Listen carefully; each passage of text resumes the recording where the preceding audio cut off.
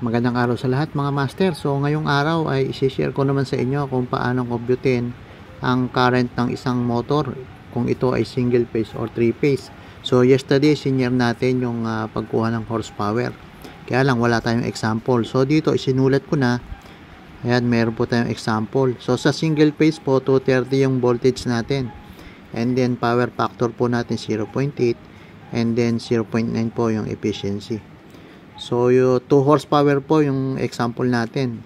Multiply sa 746. So, magiging sagot po is 1,492. And then, divide po natin yung magiging sagot sa baba na 165.6. So, 9 amperes po yung ating sagot. Yun po yung current na hinahanap natin. And then, dito naman po sa 3 phase, ito po yung formula niya. So, 380 po yung ginawa kong example, 380 volts. And then, ang pinagkaiba lang po sa 3 phase, meron siyang square root of 3. Ang value po ng square root of 3 ay 1.732. Tandaan nyo po yun. Power factor 0.8. Efficiency 0.9. So, bali magiging sagot po sa taas, 1,492. And then, divide po natin yung nakuha natin dito sa baba. Ayan. So, 473.8752.